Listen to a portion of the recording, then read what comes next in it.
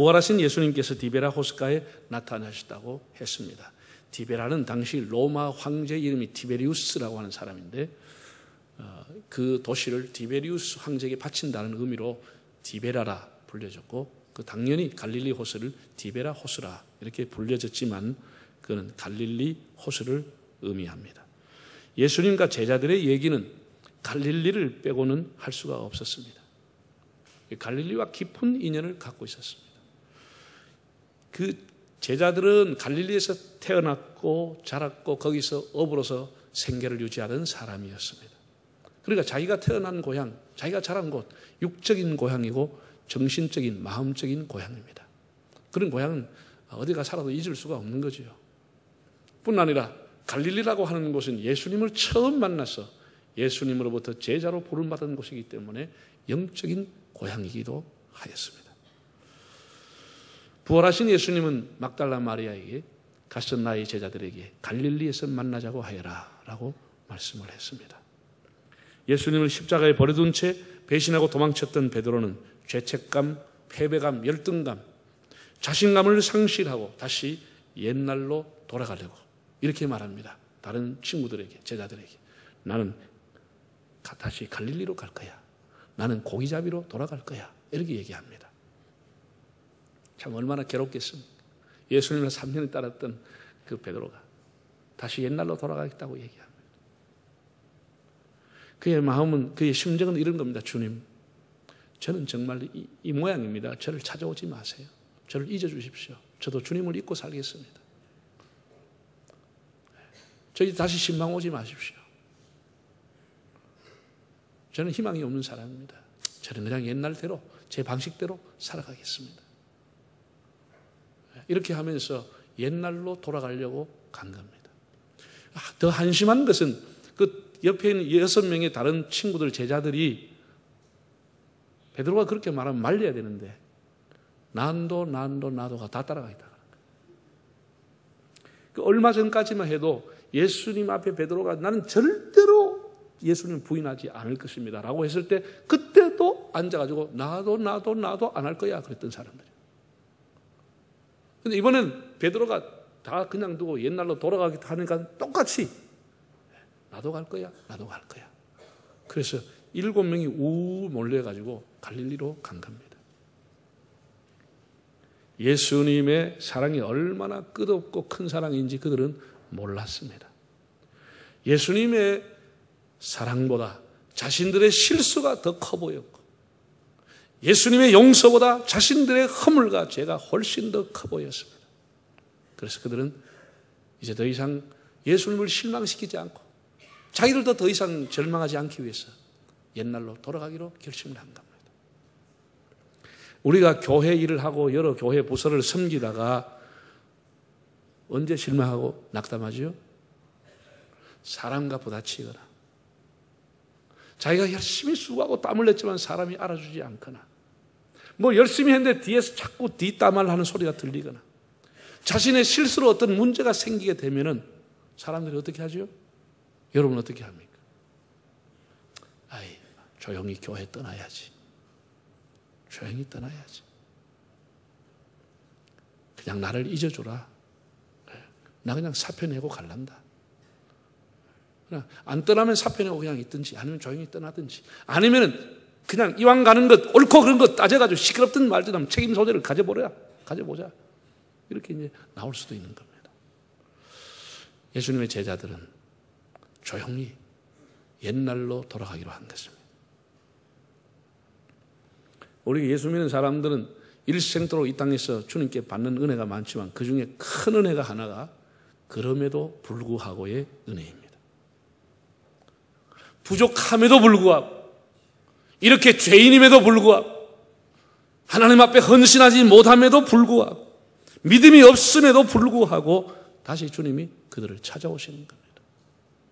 다시 찾아와서 다시 용기 주고 다시 사명을 주고 다시 일으켜주는 겁니다. 다시 하나님을 찾게 하는 겁니다. 다시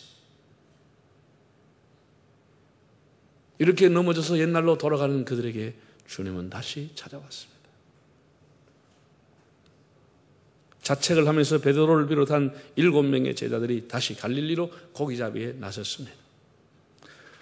여러분, 사람이 이 머리로 외우고 기억하고 공부한 것은 그때는 분명해도 시간이 가면 점점점 희미해지거나 잊혀집니다.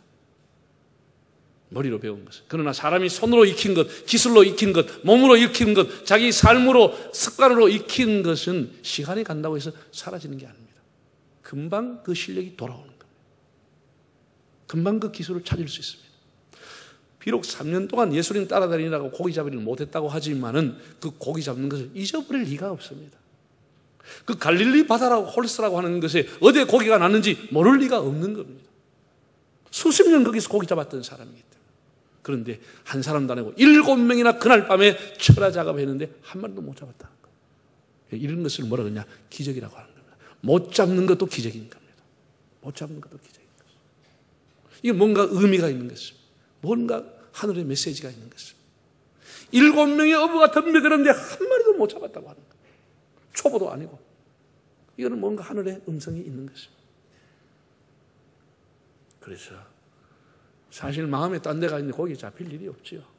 얼마나 마음이 복잡하겠습니까? 허전한 아침, 빈 그물, 밤새 허탕친 빈 그물 가지고 허전한 아침에 동이 터오르는 그 시간에 어떤 사람이 큰 소리로, 아마 큰 소리가 들려왔을 거예요. 파도 소리를 넘어오는 소리니까 큰 소리가 들려왔습니다. 배 오른편에 그물을 던져라.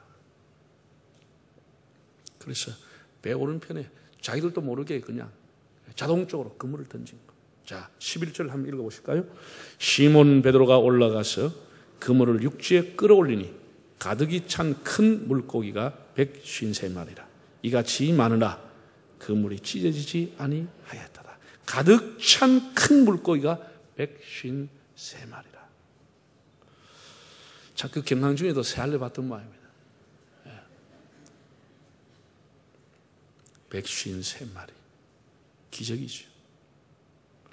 여러분들이 예수 믿으면서 여러분의 가정과 삶에 153마리를 잡는 기적이 일어났는지요? 우리 예수 믿는 것은 체험하는 겁니다. 자기의 삶에 하나님이 찾아오시는 기적을 체험하는 겁니다. 그런데 한 번 더 생각해 보면은 이렇게 큰 물고기가 그렇게 많이 잡혔는데 그물이 찢어지지 않았다는 겁니다. 지금도 좋은 재질을 가지고 그물을 만들어도 그렇게 큰 고기가 가득 차면 그물이 터지든지 찢어지는 겁니다. 그물이 찢어지지 아니한 것은 더 큰 기적인 것이죠. 우리 대한민국이 일제 강압 통지로 다 수탈을 당하고 36년간 나라를 뺏기고 겨우 이제 연합군에 의해서 나라의 주권을 회복을 해서 채 일어나기도 전에 동족 상장 유교가 벌어졌습니다.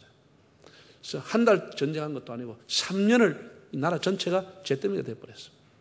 3년 동안에 콩 뽑듯이 뽑았으니까 3년 동안에 얼마나 많은 사람이 죽고 집집마다 상처받고 집집마다 사람이 죽든지 실종하든지 상위 군인이 됐든지 이런 참 우리가 서글픈 역사를 가지고 있습니다. 세계에서 가장 가난했던 나라 겨우 독립한 신생국 그것도 전쟁이 나서 잿더미가 됐으니까 세계 가장 빈국이 됐죠. 원조가 없이는 살 수 없었던 나라. 그런 우리나라는 짧은 시기에 수출 강국이 되었고 군사 강국이 되고 IT 강국이 되었습니다. 기술과 지식의 강국이 되었습니다. 그리고 국민의 힘으로 민주국가를 이룬 국민의 힘의 강국을 이루었습니다. 하나하나가 다 기적입니다. 하나도 이루기 어려운데 다 기적입니다. 큰 물고기 153마리를 잡은 것이 마찬가지입니다. 그런데 문제가 뭐지요? 지금은 그 그물이 다 찢어지고 다 터져버린 것입니다.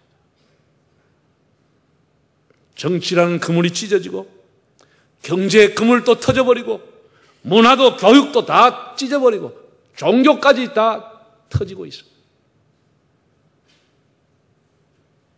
타인과 약자를 위한 배려가 없는 정글 사회가 되고 끊임없이 일어나는 갑질 논란과 이기심, 탐욕, 욕심, 상대를 무시하고 하는 이런 것들이 사회를 계속해서 분열시키고 있습니다. 과거에 가난할 때는 양극화라는 용어가 없었습니다. 이제는 가진 자와 못 가진 자가 다 찢어졌습니다. 남과 북이 완전히 찢어져 버렸습니다. 배운 자와 못 배운 자가 찢어졌습니다. 기성세대와 젊은 세대가 다 찢어졌습니다. 우리나라에 능력 있고 기술 있는 뜻이 있는 실력자들은 마치 일제시대 해외 망명 가듯이 다 새서 나가고 있습니다. 해외로 나가고 있습니다. 교회도 반듯하게 하나님의 말씀과 믿음으로 살려고 하는 사람이 교회에 새 나가고 있습니다. 교회를 떠나고 있습니다. 이기심과 탐심이라고 하는 것이 촘촘한 그물망을 다 찢고 있습니다. 도덕이 다 무너지고 있습니다. 수십 년 이 세대가 지켜왔던 우리의 정신들이 다 터지고 있습니다. 다 찢어졌습니다. 다 잘난 사람만 살아가고 있습니다. 다 똑똑한 사람만 설치고 있습니다. 사회 안전망, 경제망, 교육망이 다 터지고 찢어졌습니다. 인생의 미래가 찢어졌다고 절규하는 사람만 살아있습니다.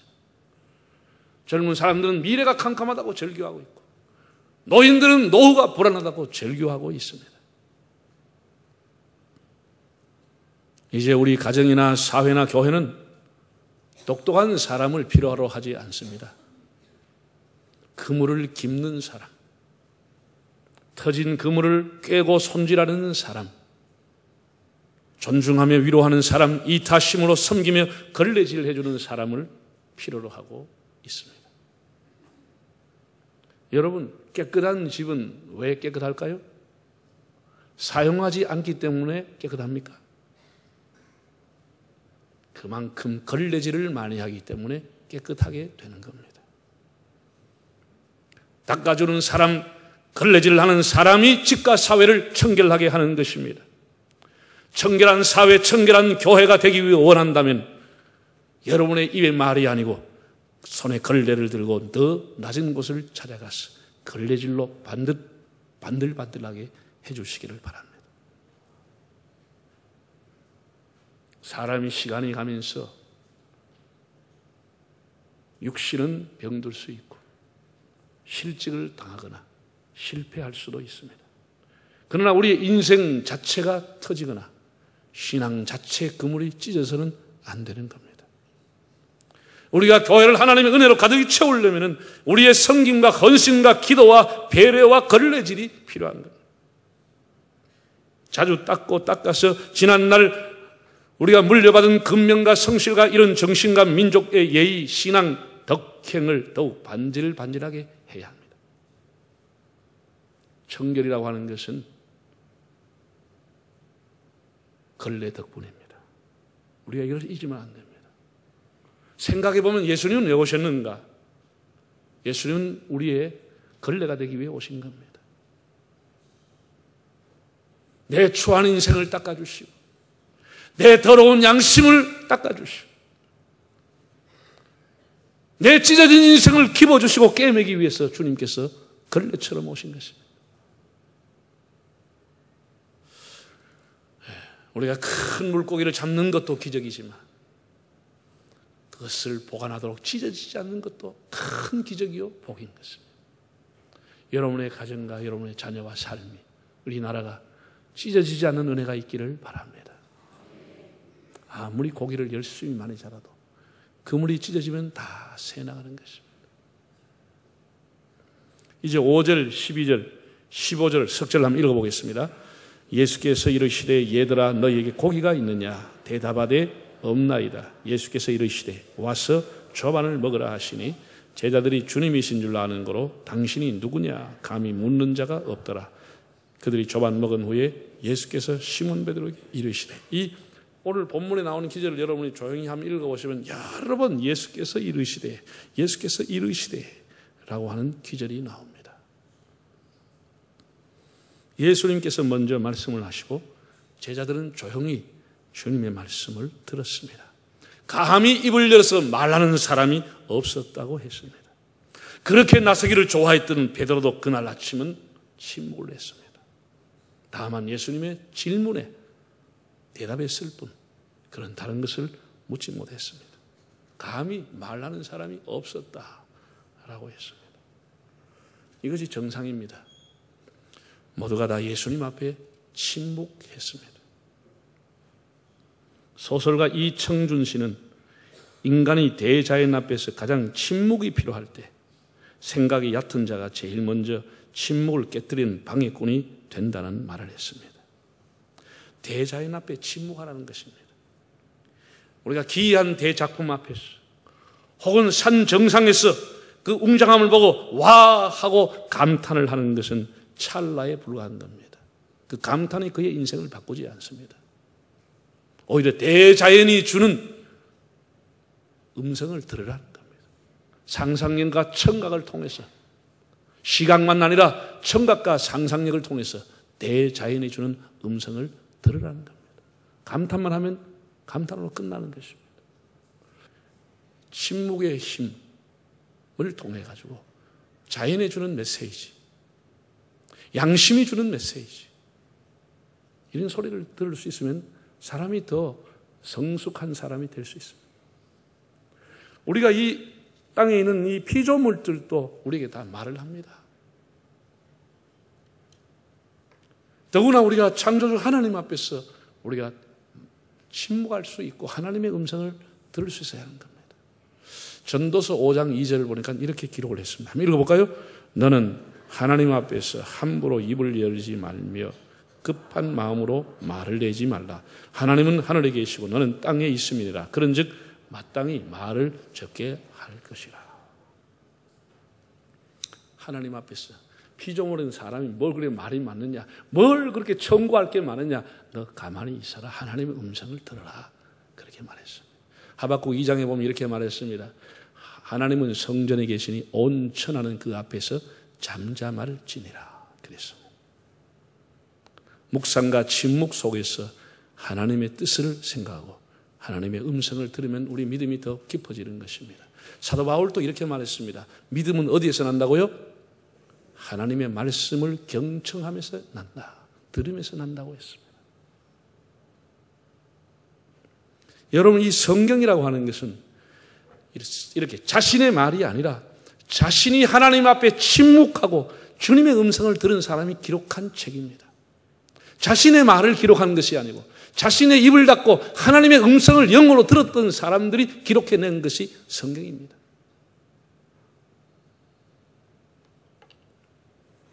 우리가 500년, 1000년이 가도 대작이다, 불후의 명작이라고 부르는 것은 그 대자연을 보면서 음악을 노래한 사람, 그게 불후의 명작입니다. 대자연을 보고 그림을 그린 사람, 그게 불후의 명작인 것입니다. 그 대자연이 주는 메시지를 듣고 그림을 그리고 대자연이 주는 음성을 듣고 악보에 옮긴 것, 그것이 불후의 명작으로 남는 것입니다. 자기 마음에서 나오는 노래가 아니고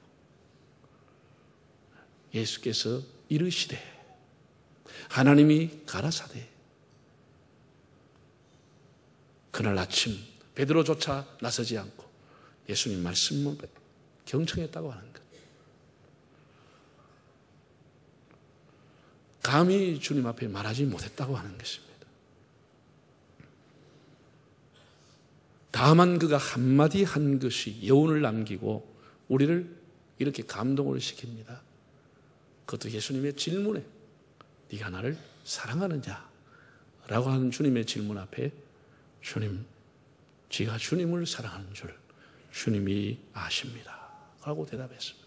제가 지금은 이 꼴이지만, 제가 지금은 이 모양이지만, 제가 이렇게 옛날 직업으로 돌아왔지만 주님, 제 마음이 주님께 있는 줄 주님이 아시지 않습니까? 그 베드로의 마음을 주님이 받으신 겁니다.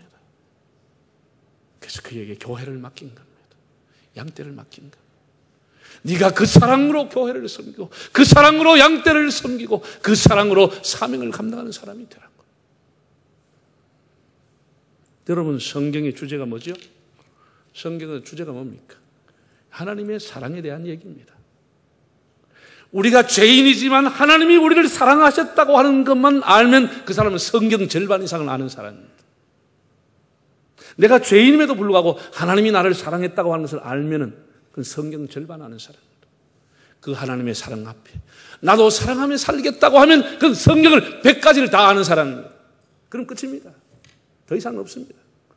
여러분, 기독교는 도덕계의 종교가, 기독교는 경건의 종교가 아닙니다. 기독교는 하나님과 동행하는 종교입니다.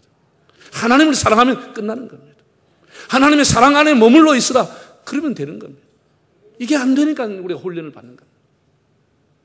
더 이상은 없습니다. 우리의 경건도 도덕도 그런 것이 아니고 기독교란 하나님과 동행하며 하나님을 사랑하는 얘기입니다. 사랑하며 살아가는. 그 사랑으로 교회를 섬기고 그 사랑으로 사람을 섬기며 살아가는 것이 우리 성도들이 하는 일입니다. 사복음서의 결론격인 요한복음 21장의 내용의 핵심은 한번 따라할까요? 주님, 제가 주님을 사랑하나이다. 이게 사복음서의 결론입니다. 사복음서의 결론. 성경 마지막 저자인 마지막 남긴 요한의 결론이 뭐냐? 주님, 제가 주님을 사랑합니다. 여러분에게 그런 마음이 있는지요? 부서지는 파도 소리, 철썩철썩 깨어지는 물소리, 거기에서 들려오는 주님의 음성은 네가 나를 사랑하느냐? 주님, 제가 주님을 사랑하는 걸 주님이 알고 계시지 않습니까? 주님이 허망한 갈릴리보다 제가 더 주님을 사랑합니다. 주님이 탐욕이 넘실거리는 이 세상보다 제가 주님을 더 사랑합니다. 주님, 이 고깃대와 돈이 출렁이는 바다보다 제가 주님을 더 사랑합니다. 이것이 베드로의 위대한 고백입니다. 오늘 아침 우리는 갈릴리가 주는 음성을 들을 수 있기를 바랍니다. 세상을 목적으로 삼고 살아가는 인생들에게 예수님을 목적으로 삼으라고 하는 음성을, 이 세상이 가장 귀한 것으로 알고 세상 일에 온 마음을 쏟고 집착하는 이들에게 예수님보다 귀한 것은 없다고 하는 음성을, 자신을 사랑하고 걸레질을 무시하며 외면하는 인생들에게 주님을 더 사랑하고 주님처럼 세상을 반질반질하게 닦으라고 하는 음성을 들어야 합니다. 일찍이 다윗은 시편 18편을 통해서 나의 힘이 되신 여호와여, 내가 주님을 사랑합니다고 고백을 했습니다. 그 2절을 보면 왜 그가 주님을 사랑할 수밖에 없는 이유가 나옵니다. 왜냐하면 이라고 하는 용어가 생략되어 있지만, 왜냐하면 그는 나의 반석이기 때문에. 내가 왜 주님을 사랑하느냐? 왜냐하면 그는 나의 방패이시기 때문에. 왜냐하면 그는 나의 구원의 뿌리시기 때문에. 다윗은 자기의 삶의 소소한 체험을 통해서 하나님은 나의 반석이요 나의 방패임을 깨닫고, 주님, 제가 주님을 사랑합니다 라는 고백을 일생을 드렸습니다. 사랑하는 여러분, 배반하고 떠난 제자들, 제자됨을 포기했던 그래서 옛 제국으로 돌아간 제자들, 그럼에도 다시 찾아오신 사랑. 에이, 나는 틀렸어, 나는 희망이 없어. 그럼에도 다시 찾아오신 예수님. 큰 물고기 153마리나 잡았지만 그물이 찢어지지 않는 것을 경험했던 그들은 더 이상 말을 하지 않았습니다. 그들은 침묵하며 예수님의 말씀에 경청했습니다. 그리고 다시 사명을 부여받았습니다. 베드로 역시 더 이상 그는 나서지 않고 다시 주시는 기회, 사랑으로 응답을 했습니다. 교회를 섬기는 일, 다음 세대를 섬기는 일, 우리가 맡은 자리에서 남녀 전도에서 충성하는 것, 예수님의 사랑이 없이는 수십 년을 한다는 것은 불가능한 것입니다. 우리가 이제 가정을 섬기고 교회를 섬기고 나라를 섬기는 것이 우리의 경제 논리가 아니라 주님을 사랑하는 사랑의 논리로 헌신하고 주님을 따르는 저와 여러분이 될 수 있기를 바랍니다. 다 머리 숙이겠습니다.